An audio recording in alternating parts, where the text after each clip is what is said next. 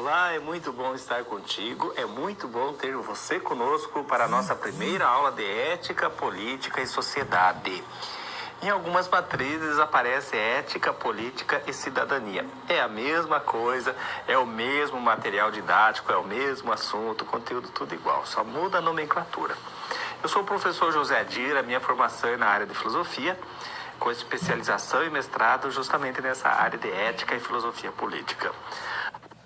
Na aula de hoje nós vamos tratar da formação do pensamento ocidental. Esse é o título da aula.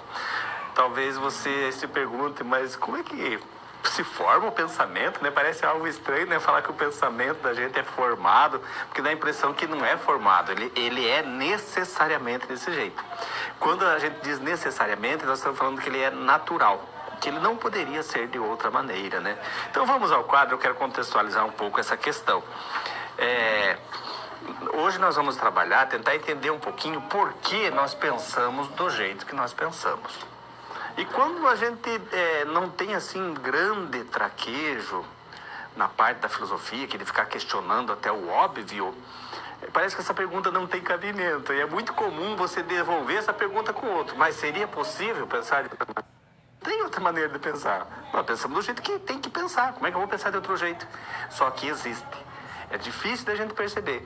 Quando a gente começa a despertar para o senso crítico, reflexivo, filosófico, a gente começa a perceber um pouquinho melhor isso.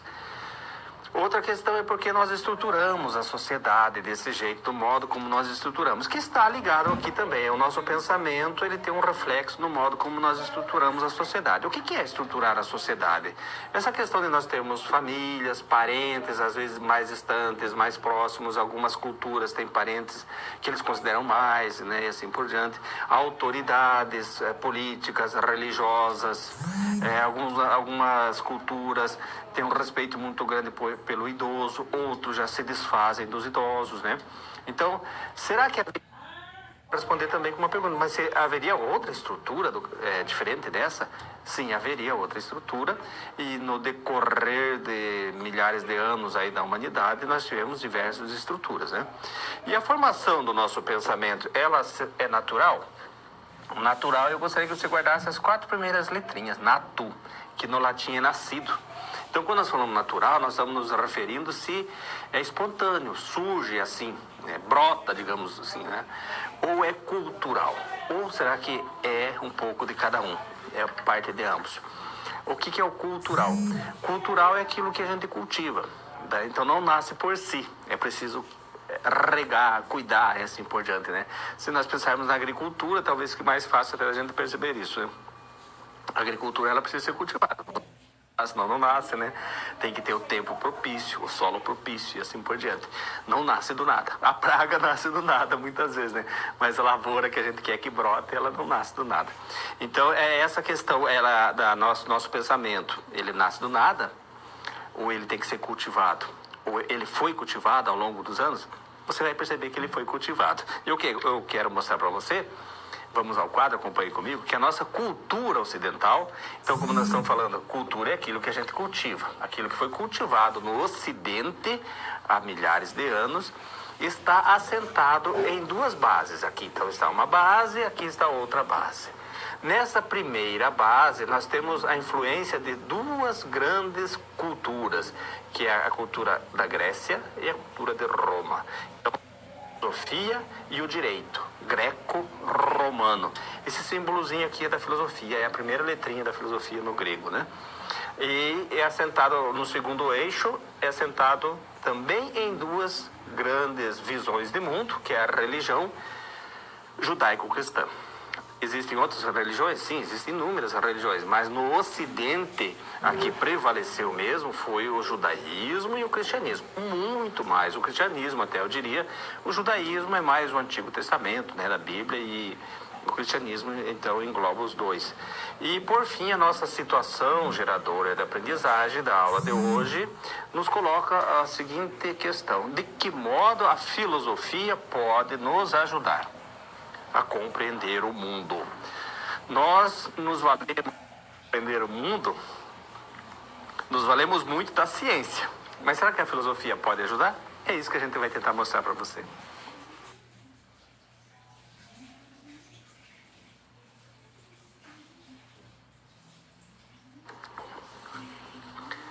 tentando entender como é que nasce a nossa cultura, o nosso pensamento, como é que isso foi sendo alimentado ao longo de milhares de anos, nós precisamos voltar lá no comecinho. Assim como a história tem a pré-história, né, para a gente poder entender a história da humanidade, precisamos retornar até a época das cavernas e assim por diante. A filosofia também, ela tem algo que a antecede. Não é a pré-filosofia, mas é o mito. Então o mito tem um papel como se fosse a pré-filosofia. E algumas vezes o mito ele é meio desmerecido, assim. Algumas pessoas enxergarem o mito como se fosse uma lenda, uma crendice, um atraso. Mas o mito ele é parecido com a lenda, mas não é uma lenda. Porque o mito ele nasce com um propósito. O mito é pensado, o mito é planejado, arquitetado. A lenda não, a lenda quando se percebe já surgiu, né? Então ela é espontânea, ela é como se fosse natural. O mito ele é criado por alguém e normalmente é criado com um propósito. Então vamos ao quadro para você acompanhar comigo. A natureza do mito. Já falei que nato é nascido, né? Então por que nasce o mito e qual é o papel que o mito deve ter dentro da formação do nosso pensamento? O mito nasce, a natureza dele é para explicar fenômenos. Então a palavra mito no grego significa narrativa. Só que essa narrativa, ela é de um tipo muito específico. Existe outro tipo de narrativa além do mito. Nós já vamos falar disso. Essa narrativa mitológica ela é fantasiosa. Aqui esse elemento fantasioso comunga do mesmo perfil, digamos assim, da lenda, mas só nesse aspecto. Então o mito ele coloca alguma coisa que parece meio forçado você entender. Por exemplo, Palas Atena não nasceu, não tem mãe. Ela surgiu de uma dor de cabeça de Zeus. A cabeça do Zeus inchou muito e tipo assim explodiu. Então é uma coisa muito fantasiosa. Como é que alguém acredita nisso? Acredita porque eles achavam que as pessoas que narravam os mitos eram inspirados pelos deuses, assim como os profetas, por exemplo. Então tem uma formação, olha lá, a função dele. A função dele é ajudar, tem um papel na formação do pensamento ocidental. O pensamento ocidental vai mudar de mito para lógico, logos. Eu falei que aqui é uma narrativa fantasiosa, o logos também é uma narrativa, só que é uma narrativa lógica, plausível. O que é plausível? Que tem cabimento, não é algo forçado como era o mito e assim por diante. Então o mito prevaleceu mais ou menos do século 8 a.C. até o século 6 a.C., mais ou menos. Aqui no século 6 começam a surgir os primeiros filósofos pré-socráticos, aqueles que vieram antes. E eles têm uma preocupação. A preocupação deles é com a physis. Physis é natureza. Eles entendiam que era possível, observando a natureza, encontrar o elemento que deu origem a tudo que existe. Então eles rompem com essa visão fantasiosa, mítica, e começam a elaborar um pensamento mais filosófico-científico, porque nesse momento aqui, filosofia e ciência ainda estão unidas. A filosofia e a ciência foram desmembradas no século XVII, pelo Galileu Galilei. Nasceu em 1564, então falta muito tempo, né? Ainda tem muito para a filosofia e a ciência caminhar junto. Mas esses pré-socráticos, eles são como se fossem os primeiros filósofos que nós temos na humanidade. Tales de Mileto, inclusive, ele tem contribuição também na ciência, tem na matemática, né? Ele era astrônomo, físico, né? Assim, dentro daquele ambiente que ele vivia. Então, os gregos entendiam, uma coisa que talvez seja importante você guardar, eles entendiam que o mundo não foi criado. Parece estranho falar assim, né? O mundo não foi criado, porque na nossa cabeça nós somos influenciados por uma visão, muitas vezes, criacionista, bíblica, assim por diante, né? A cultura toda, né? Mesmo quem não tem uma religião, ou não aceita o cristianismo ou a Bíblia, mas a cultura onde essa pessoa está imersa, defende esse tipo de pensamento, né? O mundo foi criado. E para os gregos não foi criado. A matéria é eterna, sempre existiu. Só que essa matéria, ela vem mudando o seu formato. Então a matéria que deu origem a tudo, que é o princípio, a origem, arquê, né? Se você lembrar de arquétipo, né? Talvez ajude. Então, o arquê é aquela matéria que dá origem a tudo que existe. O primeiro arquê que eles acharam que poderia ser, foi o Tales de Mileto, ele disse que era a água, porque ele percebeu que não existe vida sem água. Então, o primeiro elemento deve ter sido a água. E aí foi mudando, foi para o ar, e aí vieram algumas substâncias assim meio diferentes, a nomenclatura, né, o áperon, e foi evoluindo até chegar no átomo. Quando chegou no átomo, então, não se discute mais isso, é como se tivesse encontrado a solução, assim, né? O átomo também não foi a solução, é claro, mas, enfim, o assunto saiu, vamos dizer assim, das rodas, né? Da pauta dos acadêmicos. E aí vem um outro assunto que é trazido por um grupo de filósofos que eu quero apresentar para você. Vamos ao quadro. Esse grupo de filósofos são os sofistas. A palavra sofistas vem de sofós. E sofós em grego é sábio. Daí, inclusive, a sofia é sabedoria e a palavra filosofia, né, amigo da sabedoria. Acredito que você já sabe disso. Os sofistas, eles não ficaram muito bem vistos por causa desse ponto aqui, do relativismo. Então, esse aqui é o aspecto negativo. E também porque cobravam para ensinar, porque eram arrogantes, eles mesmos se autodenominavam sábios. Naquela época ninguém se dizia sábio, eles se consideravam amigos da sabedoria, mas não sábios. Os sofistas se consideravam sábios. Então, eles eram expertos, digamos assim, peritos na arte do argumento, do discurso, da oratória, da retórica, e ensinar as pessoas a falar bem. O que contava não é se aquilo que eles estavam falando era verdadeiro ou não, se o que eles estavam defendendo era bem ou não. Então, verdade e bem não era a preocupação deles, era convencer, que a pessoa ficasse adepta da ideia deles. Eles convenciam por argumento, impondo as suas ideias. Você pode convencer impondo e você pode convencer esclarecendo. O mais correto é convencer esclarecendo. Então, eles ficaram mal vistos por causa desse relativismo, que não tinha compromisso com o bem, nem com a verdade. E aí, a frase que estava ali no quadro vai te ajudar a lembrar, né? A frase de Protágoras de Abdera, olha lá. O homem é a medida de todas as coisas, daquelas que são enquanto são e das que não são enquanto não são. É a continuação da frase, né? Mas, enfim, para dizer que é o homem que define tudo. E se é o homem que define tudo, o que é verdadeiro, o que é bem ou o que é mal, nós corremos o risco, de repente, de ter uma ética tipo a ética do crime organizado. Eles decidiram que aquilo é um bem e está valendo e pronto. E não pode ser assim. O Sócrates, que vai ser o pai da filosofia, discorda dos sofistas e acha que tem coisa que é bem, deve ser bem sempre, deve ser visto como bem. E a verdade também. É difícil encontrar a verdade? É muito difícil. Mas ela deve existir e a gente nunca deve desistir de buscá-la sempre.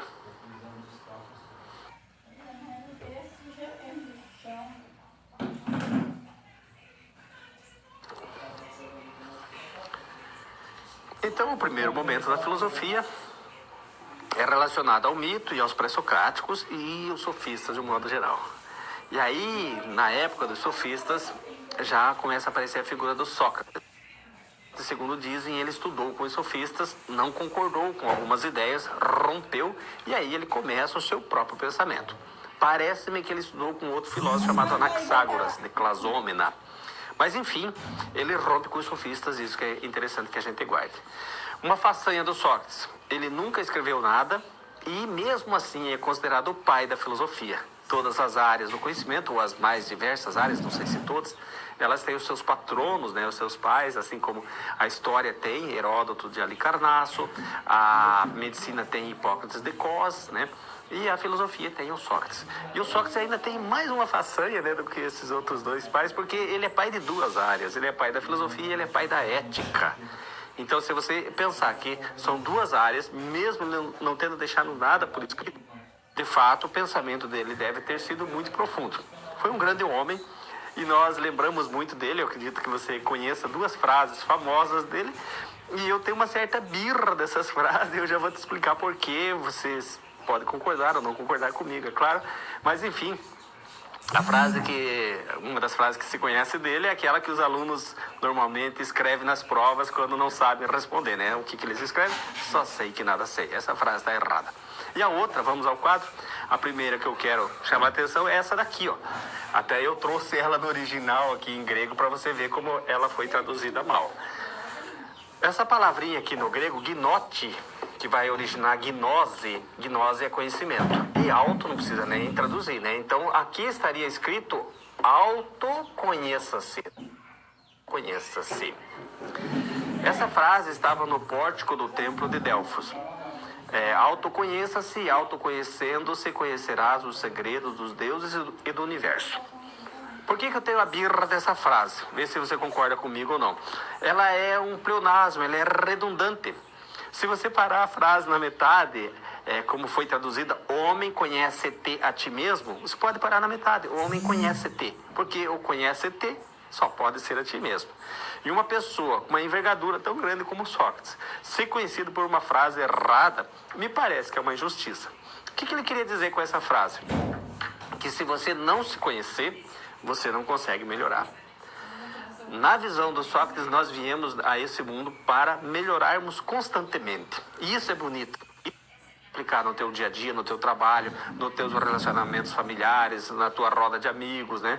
Nós precisamos estar sempre empenhados na melhoria constante de nós mesmos, primeiramente.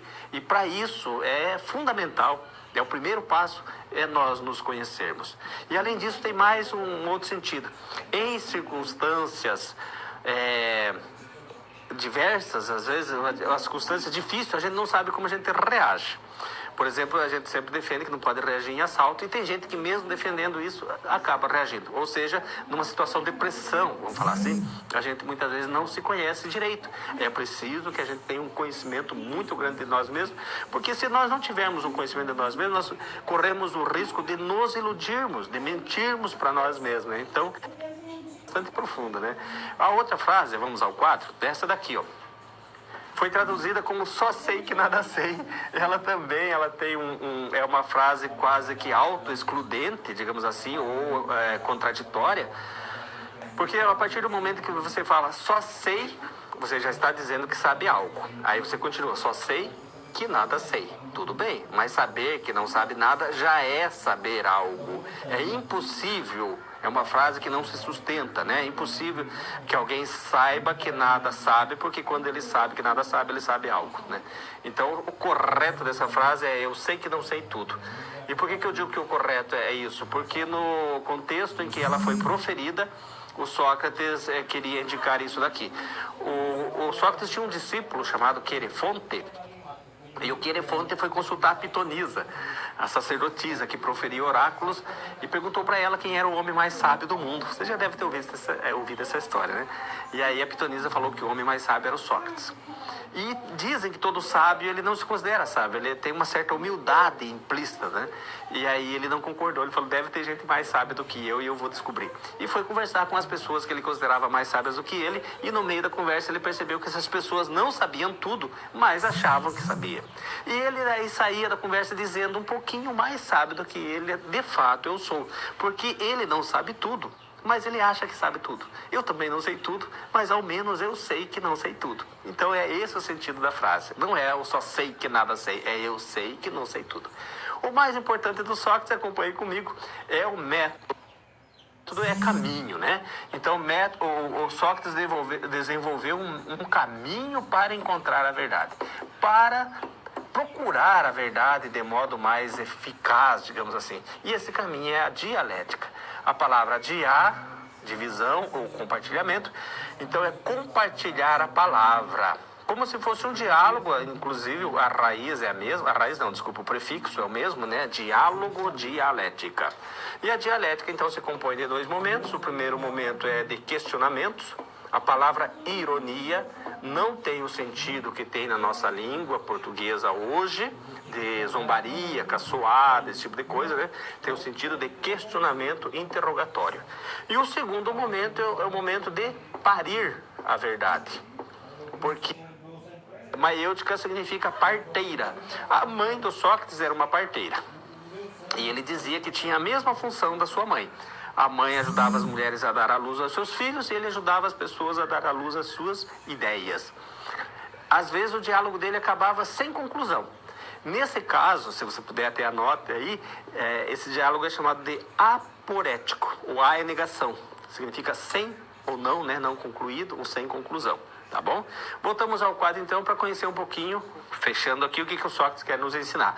O Sócrates recomenda a ironia, que é o questionamento, interrogatório, assim por diante, para destruir preconceitos. Isso aqui é válido no século XXI. Nós precisamos nos libertarmos de preconceitos, em todos os sentidos, religiosos, políticos, raciais, sexuais, todo tipo de preconceito. Não é que você deva aderir a quem pensa diferente, você tem que respeitar quem pensa diferente. E a maêutica é formular novos conceitos. Então, nós vamos perceber que na nossa situação problema, né, nós precisamos estar antenados com esse tipo de pensamento. Nós não podemos ser turrões, radicais demais. Por quê?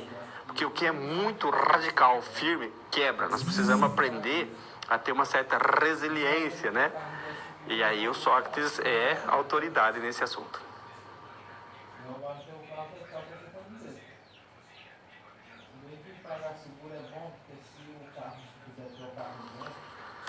Então, ensina a sermos mais tolerantes, resilientes, questionadores, entender os conceitos na sua origem, né?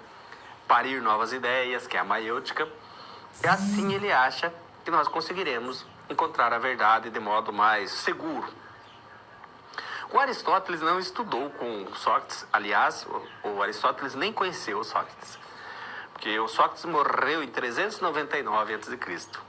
e o Aristóteles nasceu em 384, 15 anos depois. E o Aristóteles não era grego, ele era da Macedônia. Somente aos 17 anos, em 367 a.C., ele mudou-se para Atenas para estudar. E estudou com o Platão, não conheceu o Sócrates. E ele acha, o Aristóteles, que para nós chegarmos à verdade, encontrarmos a verdade, e a verdade a todas as circunstâncias, né? A verdade no modo como você pensa, no modo como você orienta a sua vida, no modo como você toma as suas decisões, assim por diante.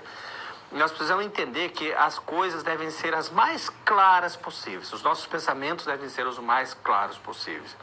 E um sinônimo para a palavra clareza é a palavra lógica, não é? Quando a gente fala assim, alguém pergunta para você, você fez o que eu te pedi? E você responde, lógico que eu fiz. Pronto, não se questiona mais. Está colocado de modo indubitável que foi feito.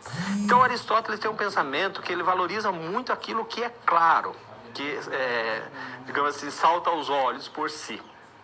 E aí, analisando a sociedade, a vida, o mundo, a natureza, ele escreveu muito, né? Sobre a física, sobre... Escreveu muito Aristóteles, mais de 100 obras. Mas se perderam muitas, nós só temos 40 obras dele, que o mundo conhece, digamos assim. Então ele chegou no momento que ele percebeu que todas as coisas no mundo tinham um papel a desempenhar. É essa a ideia forte dele, que é chamada um papel, uma finalidade, em grego se diz telos. Então ele defende um pensamento teleológico. Por favor, não confunda com teológico, que teológico tem a ver com o estudo de Deus, né? E telos é o estudo das finalidades, dos propósitos.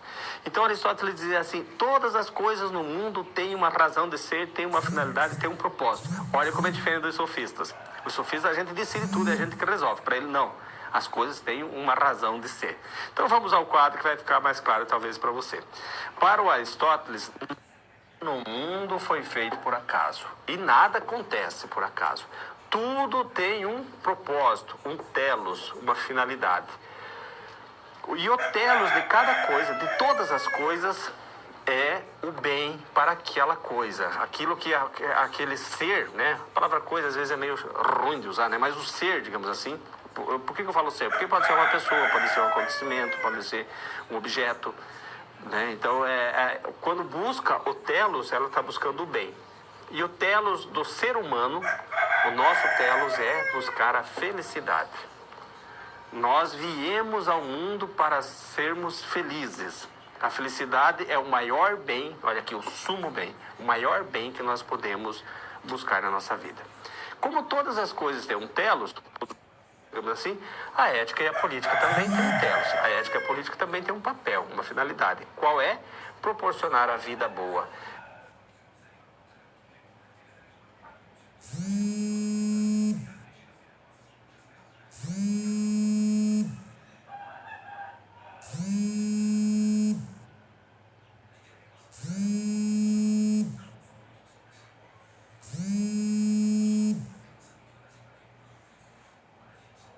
A ética proporciona a vida boa individualmente. E a política proporciona a vida boa, naquela época, talvez, né? Coletivamente. Então, o coletivo é mais importante que o indivíduo para os gregos. Então, a política é mais importante do que a ética. Mas as duas não se separam. E o papel delas é proporcionar a vida boa, o viver bem, que em grego se diz eudaimonia. A palavra eu é prefixo, né? O eu é bem ou bom. Lembra de eutanásia, né? Que é morrer bem. E o daimon foi traduzido no Novo Testamento, o Novo Testamento foi escrito todo ele em grego. As bem-aventuranças, Sermão da Montanha, aparece as bem-aventuranças. Lá onde foi traduzido por bem-aventurado, está escrito eudaimonia. Então a eudaimonia foi traduzido como bem-aventurança ou como felizes. Pode ver que algumas traduções trazem felizes os que são perseguidos, felizes os que passam fome e assim por diante, outros bem-aventurados. Mas a palavra mesmo, talvez o que mais mostra o que o Aristóteles queria dizer, talvez seja bem inspirado, bem motivado. Ou seja, a felicidade é viver de bem. Como nós dizemos hoje, né? Um alto astral. Tanto é que no slide eu coloquei aquela pessoa pulando, né? Para dizer assim, tentar mostrar que está de alto astral. Vamos ao slide novamente. Olha aqui, ó. O Aristóteles define a felicidade como uma vida vivida conforme a virtude. Conforme a virtude. O que é a virtude? É a força para conduzir a própria vida, para não fazer loucuras, ter assim as rédeas da vida nas próprias mãos, né? Não cometer erros grosseiros. Então é uma vida inteira. É isso que diferencia a felicidade de alegria. A alegria é momentânea, é passageira. Uma pessoa pode ser feliz estando triste, desde que ela queira continuar vivendo, né? Porque aí a própria pessoa vai entender, é um momento que eu estou passando, mas eu vou superar. Então ainda assim, mesmo triste, chorando de tristeza, a pessoa pode ser feliz. Quem é que não chora diante da morte de uma pessoa querida e amada? Todo mundo chora, né? Mas aquele momento vai passar. Demora dias, meses, às vezes anos, mas passa. Então, ser feliz é gostar de viver, é viver de alto astral, é viver bem motivado, bem inspirado e assim por diante. Vamos ao quadro novamente. Aristóteles mostra que todas as atividades, encerrando então o pensamento dele, né, da lógica aristotélica, todas as atividades e todos os seres e todas as instituições, enfim, tudo no mundo, né, tem um telos. Aqui para você guardar mesmo, para você não esquecer mais, né, o telos em grego, no original, é assim que escreve, mas é tão fácil, né, de você perceber que está escrito telos, porque só essa letrinha aqui é que é diferente da nossa. Então, o telos é sempre o bem para aquele objeto, para aquele algo, para aquela pessoa, para aquela instituição e assim por diante. E o Aristóteles também afirma que nós devemos sempre indagar sobre o fim supremo das ações. Então nós devemos ser o quê? Questionadores. De acordo com Aristóteles, devemos procurar a razão de ser das coisas. Assim nós podemos nos aproximar da verdade. Eu não vou falar alcançar a verdade, porque se alguém acha que alcançou a verdade, ele já tem uma postura que não é tão recomendada pela filosofia. Nós estamos sempre buscando, sempre procurando, sempre ao encalço da verdade. Mas dizer que tem a verdade aí já é petulância. O Sócrates dizia que nós devemos amar a verdade sempre. Amar a verdade sempre. Mas não defender a verdade, jamais defendê-la. Por quê? Para você defender a verdade, você vai partir do pressuposto de que você tem a verdade. E aí acreditar que é detentor da verdade, daí parece já um pouquinho arrogância. Então o Aristóteles vai dizer que nós devemos buscar a verdade sempre procurando pelo fim último, questionando as bases, a origem e assim por diante.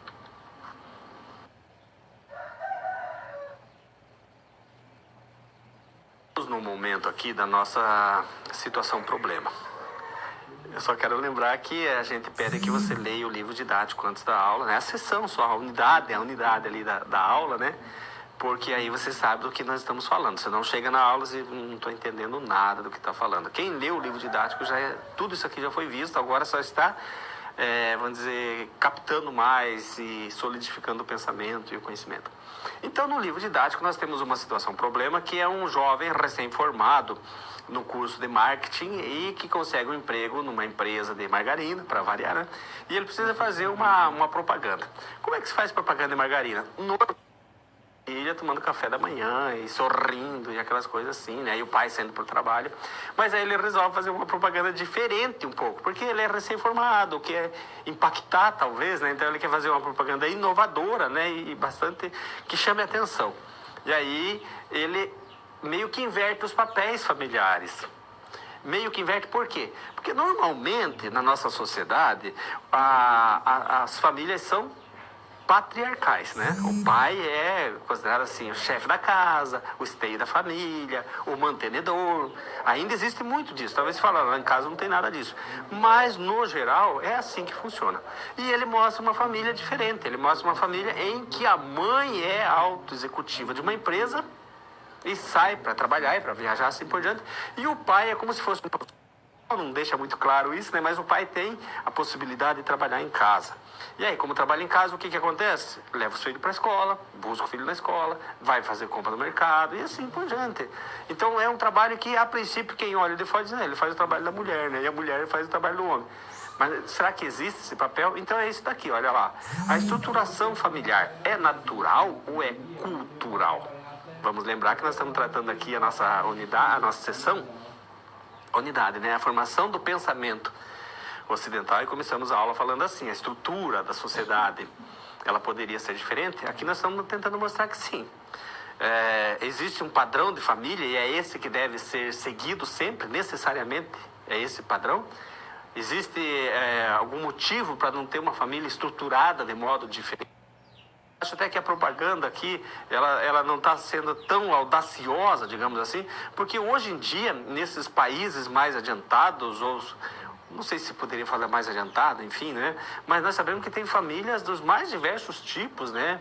E a gente tem que aprender a respeitar isso. Então vamos ao quadro, olha aqui, o que ele está questionando é o seguinte: os papéis de pai provedor e de mãe cuidadora são naturais?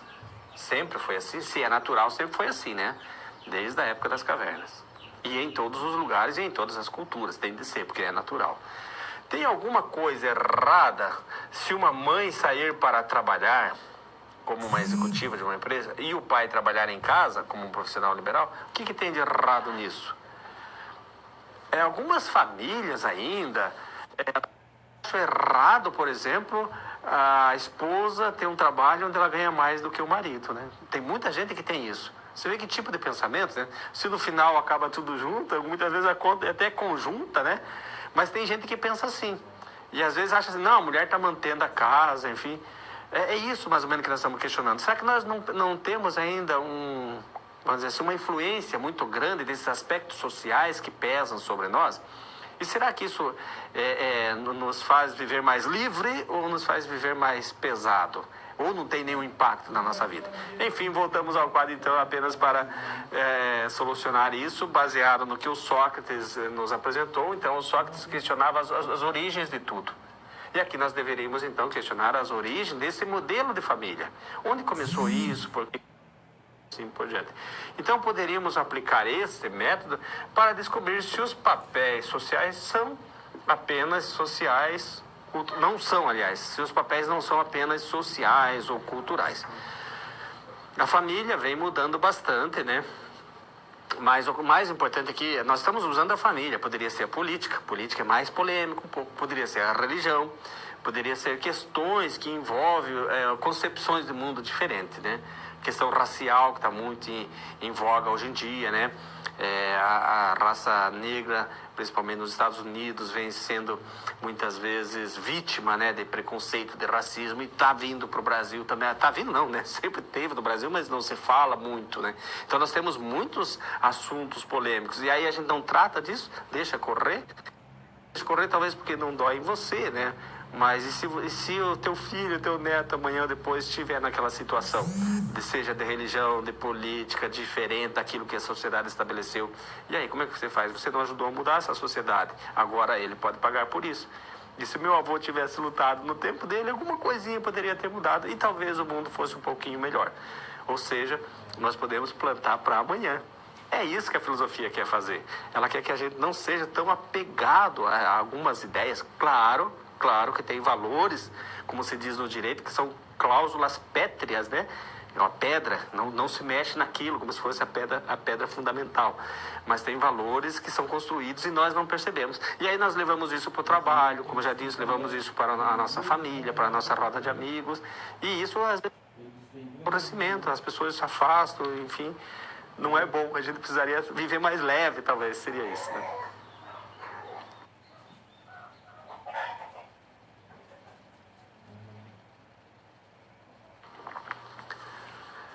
Chegamos aqui no momento de interação. Você pode responder, que a nossa tutora está me acompanhando no chat, né? E aí ela passa aqui, se tiver alguma contribuição, eu até posso comentar aqui. E a questão que eu gostaria que você respondesse, ou tenta responder aí, fazendo favor, de que modo a filosofia pode nos ajudar a entender melhor o mundo? Então eu vou dar uns segundinhos, 30 segundos, 1 minuto por aí. Se começar a chegar, eu estou acompanhando aqui, né? Se começar a chegar alguma contribuição, eu já volto e a gente já comenta. E aí vocês podem continuar colocando as contribuições mesmo, comentando, tá bom? Eu já volto.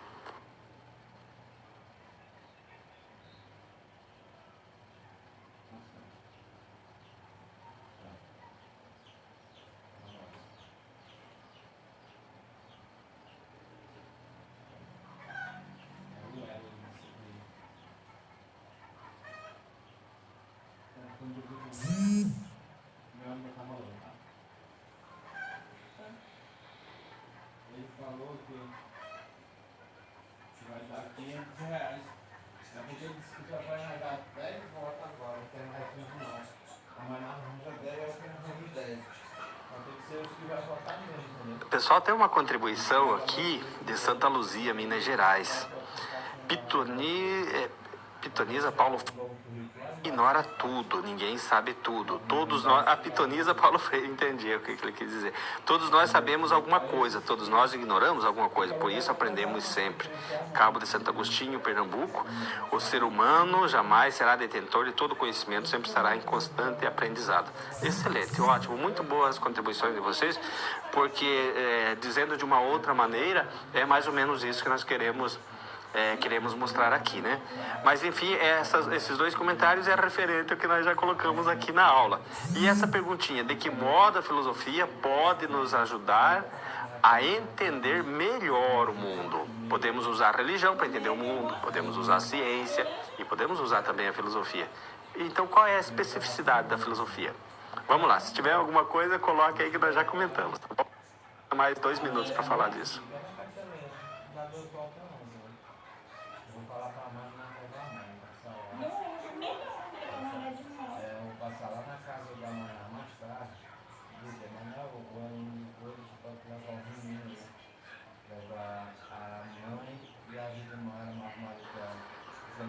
Tem um questionamento aqui de Santa Luzia, adiantados igual países mais progressistas.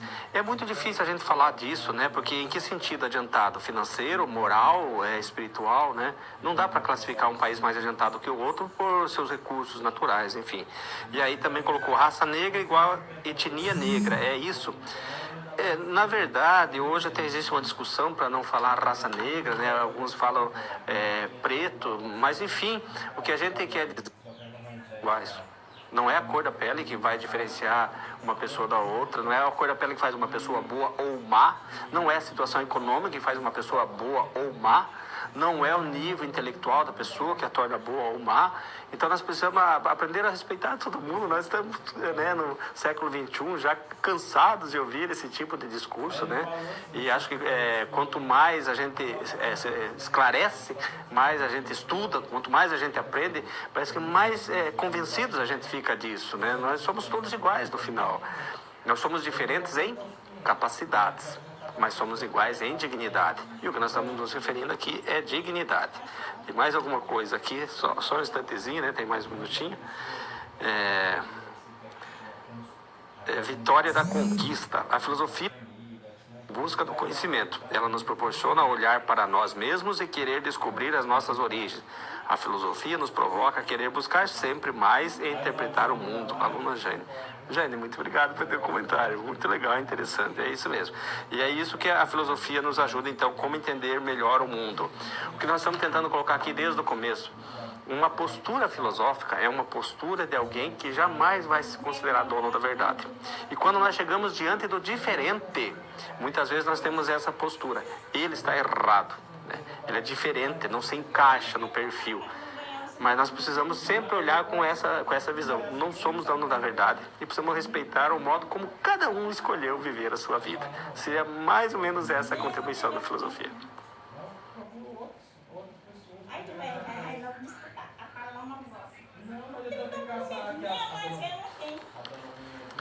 Nós temos diversas maneiras de entender o mundo, como nós já falamos. A maneira de compreender e explicar o mundo, o modo de compreender e explicar é chamado de conhecimento. É nesse sentido que a gente se refere a conhecimento. Ou dizendo de outra maneira, se precisar definir, me apresente uma definição de conhecimento. Então, conhecimento é um modo de compreender e explicar o mundo. E existem 5 tipos. E eu levanto a mão justamente porque vai te ajudar a guardar, assimilar melhor esses 5 tipos, porque um desses tipos é um tipo prático, é um conhecimento prático, que é a técnica. A técnica é considerada um conhecimento prático. Os outros 4 são conhecimentos teóricos ou abstratos, que é filosofia, ciência, religião e senso comum também. Todos eles são importantes, todos eles merecem respeito. Você não é religioso? Não tem problema, você tem direito de não ser religioso. Mas você pode zombar da religião? A princípio não. Não é coisa de uma pessoa inteligente zombar da religião. É a mesma coisa, você é religioso? Você vai desmerecer a ciência? Quanto benefício que a ciência nos traz? Será que a gente não consegue conversar? Já estamos, como eu estou dizendo, no século XXI e nós ainda não aprendemos a conversar com o diferente? Quanto tempo vai demorar para a gente aprender isso? Então, agora, nesse momento, nós vamos falar do conhecimento filosófico. Qual é a especificidade, qual é a característica do pensamento filosófico? Já falei que é não se considerar dono da verdade, é um pensamento crítico, reflexivo, profundo, mas tem mais algumas características que, pessoalmente, eu acho muito bonito. Eu gostaria esse também. Vamos lá ao quadro, então. A construção do conhecimento crítico. A palavra crítica aqui não é aquela atitude ranzinza, chata, né? Tudo está criticando. Não é nesse sentido, claro que não. A palavra crítica significa purificar ou filtrar. Então, o pensamento filtrado, purificar, filtrar. É isso que significa, filtrar. A palavra crítica. E o pensamento filosófico é considerado um pensamento crítico, reflexivo e profundo, porque não fica na superfície. Desenvolve ou nos ajuda a desenvolver uma capacidade de interpretar a realidade, olhar o mundo e saber interpretar corretamente, analisa a relação causal entre os fenômenos de causa, não apenas no âmbito da ciência, mas também no âmbito até mesmo das relações, né, das nossas amizades e assim por diante. Demanda por respostas não prontas, busca, né, superar as respostas prontas. Respostas prontas nos deixam no comodismo, respostas prontas nos fazem muito mal. Nós não vamos atrás de construir o pensamento, o conhecimento e assim por diante. Também prega uma ressignificação, signo é sinal, né? Então, dar um sinal novo para a realidade que é observada. Quando a gente vê coisa errada, a gente deve ter o direito ou até o dever, né, de mostrar que pode ser diferente. E escolhas mais racionais, o logos, escolhas mais pautadas na razão. Quando o mito passou para o logos, foi a filosofia. Então, a filosofia é uma área do conhecimento que procura se pautar pela razão. Não é pela fé, como é a religião, não é pela verificação, como é a ciência, mas é pela razão. Nós somos animais racionais, somos definidos assim, foi Aristóteles que definiu. Mas além de sermos racionais, nós também temos emoções, sentimentos, impulsos, instintos e assim por diante. Em algumas situações, a razão cede às emoções e tal. E muitas vezes não é bom que isso aconteça. Nós devemos, claro, quando o sentimento é bom, amor, perdão, caridade, solidariedade, tudo bem. Mas e quando o sentimento é ruim, né? Então a gente ceder para um sentimento ruim pode comprometer a nossa vida, a nossa felicidade e assim por diante. Voltamos ao quadro mais uma vez. O conhecimento filosófico, olha que bonito isso. não busca se sobrepor às crenças. Pode ser crença religiosa, pode ser crença política, pode ser crença cultural e assim por diante. Respeita as diferenças de opinião. Ou seja, como eu já estou batendo na tecla, insistindo, não pode jamais se considerar dono da verdade. O pensamento filosófico apenas colabora na construção de uma visão crítica do mundo. Crítica no sentido, então, de ficar sempre perguntando, interrogando, querendo saber os porquês, assim por diante. As convicções, sejam elas políticas, religiosas, podem ser analisadas, ou devem ser analisadas, à luz de fatos. Por que à luz de fatos? Porque o fato nos ajuda, muitas vezes, a vencer o preconceito. Preconceito, o próprio nome diz, é um conceito que vem antes, é formado antes, né? Fatos concretos, com análises lógicas e racionais. Lógico e racional é sinônimo praticamente, né? Então, nos ajudam a vencer os preconceitos. E a filosofia, esse pensamento nasce na Grécia, tem os grandes filósofos clássicos, que é o Sócrates, Platão e Aristóteles. Eles nasceram nessa sequência. Lembre da sigla SPA, né? Se você quer saber quem veio primeiro, lembre da sigla SPA, Sócrates, Platão e Aristóteles. Depois da morte de Aristóteles, em 322, a filosofia meio que entrou em baixa, porque o povo grego foi vencido pelos macedônios primeiro e depois foi vencido pelos romanos. E aí a filosofia da Grécia vai para Roma. E o que aconteceu? A religião que tinha nascido lá na Judéia, a Judéia foi destruída em 3 da nossa era e só foi reconstruída em 1948, agora, depois da Segunda Grande Guerra Mundial. Então, nesse momento, os judeus saem da sua terra, foram expulsos, é o chamado de diáspora, né? Você deve ter estudado em história isso. E aí eles se encontram em Roma. Então, em Roma, acaba vindo duas visões de mundo muito fortes: a filosofia grega e a religião judaica. E precisa de alguém que faça com que isso não se choque, não cause, assim, grandes estragos, digamos assim. Vamos lá, então vamos conhecer isso. Nesse momento, nós estamos entrando aqui na Idade Média, mais ou menos ali pelo 400 e pouco. Não é a mesma época da história. A história é em 476, né? E nós vamos ter aqui 2 momentos. O primeiro é a patrística, esse nome vem de patris, que é padre em latim. E o segundo momento é a escolástica, vem de escola, porque quando os bárbaros invadiram Roma, as escolas foram fechadas e elas só foram reabertas 305 anos depois. E aí as escolas foram se difundindo até chegar na primeira universidade. Nesse momento predominam os valores religiosos, é o momento que a igreja, né, estabelece e organiza tudo, diz a última palavra em termos de ética, de política, de economia, de moral, enfim. O maior nome da patrística aqui vai ser Agostinho, né? A flechinha está apontando aqui, Agostinho de Hipona, que é um nascido no norte da África, e ele cristianiza o pensamento do Platão. Ele não conhecia Aristóteles. As obras do Aristóteles estavam com os árabes. Entende Agostinho que o conhecimento é resultado de uma iluminação que Deus põe na nossa mente, no nosso cérebro, na nossa cabeça. Aqui já estamos na escolástica, em 1225, nasceu em 1274, é o maior professor da Universidade de Paris no momento, e aí as obras do Aristóteles aparecem na Europa e ele vai cristianizar as obras do Aristóteles. Um grande feito dele foi mostrar que filosofia e teologia não precisam se degladiar, ou digladiar, né, o certo, digladiar.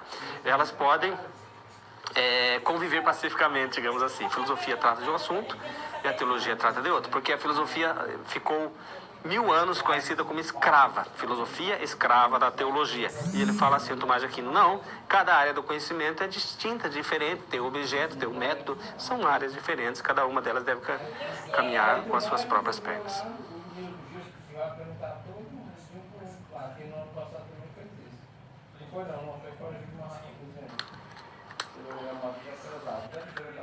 Então, durante toda a Idade Média, o pensamento que prevaleceu foi o pensamento da igreja.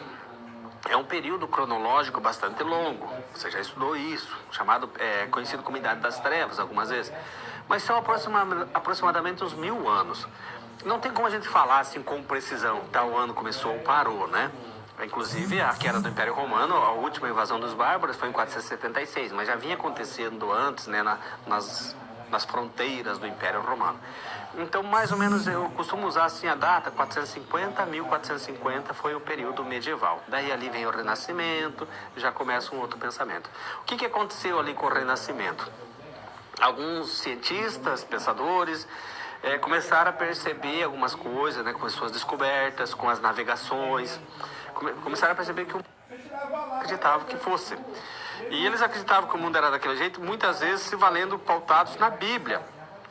Então, quando a Bíblia fala no livro de Josué, que Josué mandou o sol parar, então o que você entende? Que é o sol que está caminhando. E aí um padre polonês, Nicolau Copérnico, ele mostrou que não era o sol que estava caminhando, era a Terra que girava em torno do Sol. Você conhece essa história, depois vem Galileu Galilei e acentua isso ainda muito mais. Enfim, muitas pessoas começaram a mostrar para a igreja que em áreas que não era do âmbito dela, o âmbito dela é a fé. Então, no âmbito político, Maquiavel, no âmbito da ciência, Galileu Galilei, no âmbito da ética, Spinoza e alguns outros, eles foram dizendo para a igreja, vocês estão colocando, vamos dizer assim, assentando o pensamento numa base estranha que é a fé. A fé é importante no âmbito espiritual, mas no âmbito da ciência não. E aí, então, nascem duas grandes maneiras de buscar a verdade, sem recorrer à fé. Uma delas, vamos ao quadro, é conhecido como racionalismo. A palavra ratio, com T, inclusive, no latim, é razão. Então, racionalismo, se você guardar isso aqui, é aquele que vai achar que a verdade é encontrada na razão, como a matemática. Quando a gente fala fazer conta de cabeça, é fazer conta usando apenas a razão. Então, o racionalismo busca ideias claras e distintas. Ideias claras e distintas são consideradas ideias verdadeiras. Somente as ideias claras e distintas para os racionalistas são verdadeiras. Então, são elas que fundamentam o conhecimento. E para encontrar essas ideias claras e verdadeiras, a palavra método é caminho, né? Então, o Descartes, aqui, cartesiano, por quê? Do René Descartes. O Descartes vai desenvolver um método, que você já deve ter visto lá no teu livro. O macete que eu peço para você guardar para lembrar desse método é um método fácil. Então, o método fácil, em inglês, se fala easy. Se você guardar isso aqui, easy, mas é apenas a pronúncia. A grafia, aqui deveria ir um Y no fim, e vai um E. Easy é a abreviatura de evidência, análise, síntese e enumeração. Você guardou isso, você guardou o método do Descartes. Para encontrar a verdade, eu tenho que seguir esses passos, esses 4 momentos. Só considerar o que é evidente como verdadeiro. O que não for evidente, eu vou dividir em partes, das mais simples às mais complexas, e vou analisar essas partes. Chegando no resultado que eu quero, eu vou juntar novamente essas partes, de novo, das mais simples às mais complexas, que é a síntese. A síntese é a junção, né? E aí é preciso fazer antes uma enumeração que te permita revisar. Como um motor de um carro que você desmancha e se sobrar peça, alguma coisa deu errada. Então você vai revisar em cima dos números. Cadê o número 8? Cadê o número 5? E assim por diante, né? Então todos os números, todas as partes devem estar ali. Então é assim que a gente encontra a verdade, parte por parte, dos mais simples aos mais complexos. O empirismo, a palavra empiria no grego, significa experiência. Então eles vão dizer que tudo que nós conhecemos vem da experiência. Dizem os empiristas, eles tanto podem ser chamados de empiristas quanto empíricos. Então os empiristas dizem que não tem nada na nossa mente que antes não tenha passado pelos nossos sentidos. Se você nunca viu um determinado objeto, você não conhece. Se você nunca viu uma determinada cor, você de repente até pode tentar imaginar, mas você não conhece. Se você nunca provou uma fruta e alguém diz assim, é parecido com tal coisa, mas é mais doce, assim, enfim, você pode até fazer suposições, como é que deve ser, mas você não pode falar eu conheço, você não provou, né? Então tudo que nós temos na nossa mente para os empiristas ou empíricos veio pelos sentidos, e para os racionalistas não, a verdade se encontra na mente. Por exemplo, nós nunca vimos nada perfeito e nós temos a ideia de perfeição. Aí eles chamam isso de ideias inatas. Os racionalistas vão dizer que nós temos ideias inatas de perfeição, de eternidade, né? A eternidade nós não temos como saber, nós não somos eternos para saber, mas nós temos essa noção de eternidade que, segundo eles, são ideias que nascem conosco. São ideias inatas. Então, um dos maiores expoentes, maiores nomes do empirismo é John Locke, o inglês. Acompanhe comigo que falava John Locke. John Locke nasceu em 1632, na Inglaterra. Ele diz que a origem de todo conhecimento está na experiência, na empiria. Tá?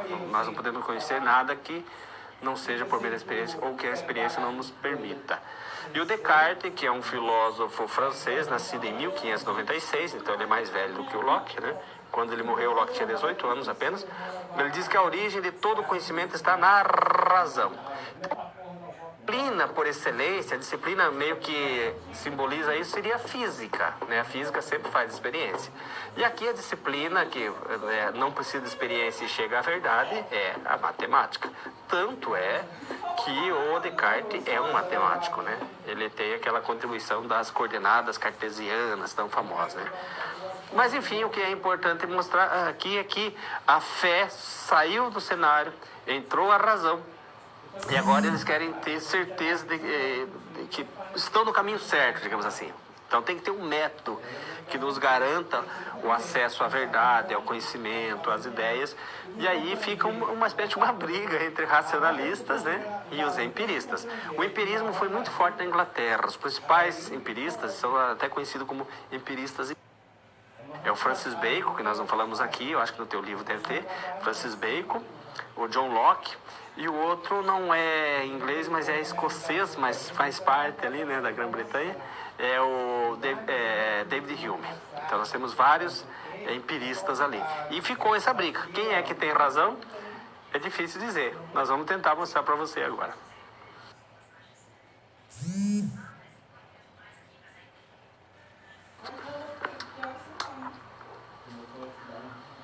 Nessa briga entre racionalistas e empiristas, que começa ali na França e na Inglaterra, e no século XVI, né, 17, 1600 e pouco, se estende e chega até a Alemanha. No século XVIII, 1724, nasceu na Alemanha um filósofo simples. Comprou sua casa própria aos 63 anos de idade. Aos 46 anos se tornou um professor universitário.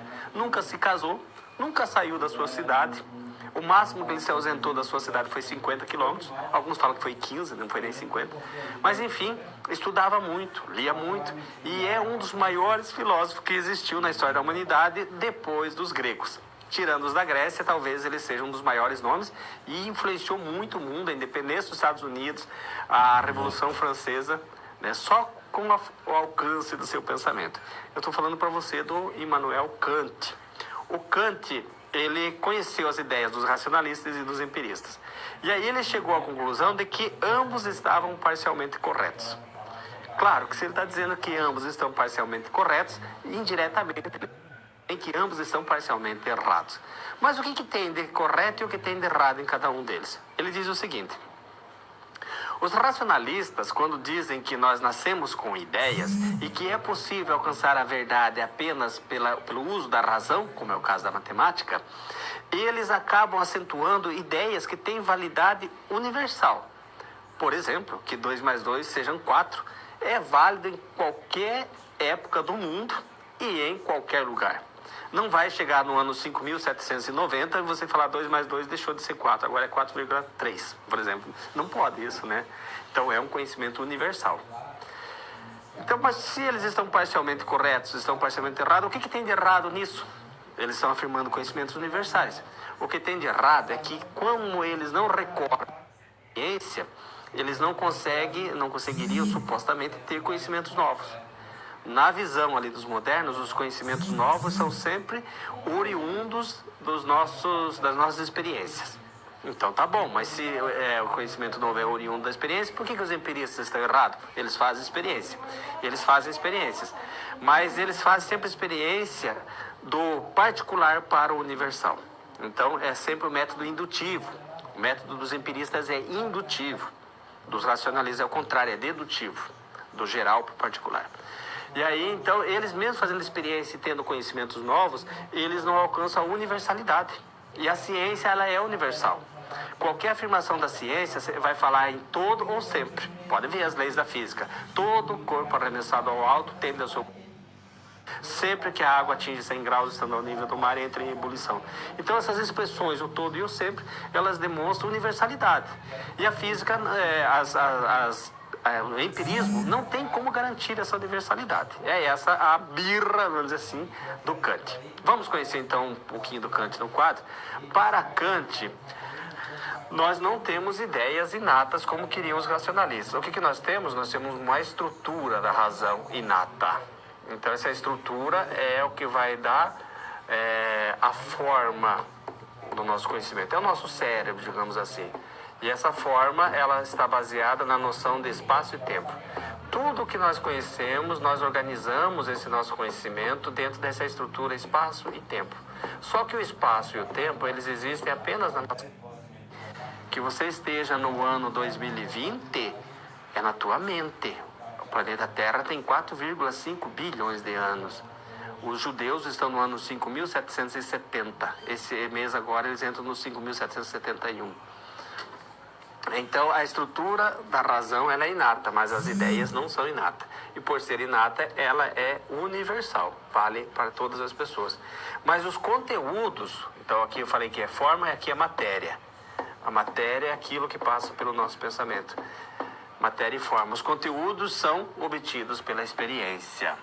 Os nossos, vamos dizer assim, sobre aquilo que a gente pensa, o material do que nós elaboramos pensamento em cima, isso aí nos vem pela experiência. Você não pode dizer que você conhece uma metrópole como São Paulo, nunca teve lá. O que você vai dizer se você nunca teve? Conheço pela TV, conheço pela revista, né? Conheço de ouvir falar, conheço dos livros, né? Mas você não vai falar, alguém pergunta, você conhece bem? Sabe dirigir? Não, não sei, nunca fui lá, né? Então, isso aí vem pela experiência, digamos assim. Então, é nesse sentido que o Kant vai dizer, eles estão parcialmente corretos e parcialmente errados. Nós temos uma estrutura inata, a noção de espaço e tempo, mas os conteúdos que preenchem essa estrutura são extraídos das nossas experiências. Agora, buscando aplicar esse método do Kant, do Descartes, do John Locke, essas ideias deles, para a nossa situação, problema que está lá no livro. O que aconteceu no nosso livro?